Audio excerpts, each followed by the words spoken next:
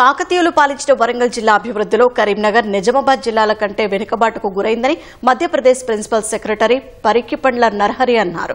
హనుమకొండలో Jana Adhikara Samithi, the weavers welfare trust board ఆధ్వర్యంలో ఓబీసీల పోరుబాట పుస్తక సమీక్షా సదస్సుకు పాల్గొన్నారు.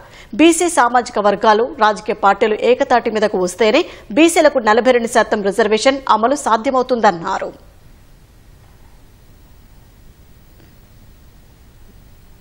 మీరు ఈ రోజు ఏ చట్టసభలలో ఎంత రిజర్వేషన్ ఓబీసీలకు బీసీల కోసం పాస్ చేసినా కూడా గానీ ఇందిరా సాని కేసు అనేది ఒకటి ఉన్నది. సుప్రీంకోర్టు ఇందిరా సాని కేసులో రిజర్వేషన్ 50% కంటే ఎక్కువ వీళ్ళు కాదు అని చాలా క్లియర్ గా చెప్పడం జరిగింది. కేవలం 10 సంవత్సరాలలో 8 రాష్ట్రాలు రిజర్వేషన్ ని 50% కి పైన చట్టసభలలో పాస్ చేస్తే హైకోర్టులలో, సుప్రీంకోర్టులలో అవి కొట్టివేయడం జరిగింది.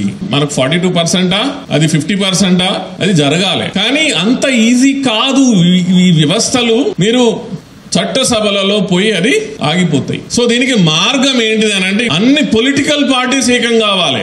రేపు దాన్ని పార్లమెంట్ లో చేసిన చట్టాన్ని అన్ని రాష్ట్రాలలో 2/3 ఆఫ్ అసెంబ్లీలలో పాస్ చేయనంత వరకు అది చట్టం ఫైనల్ కాదు.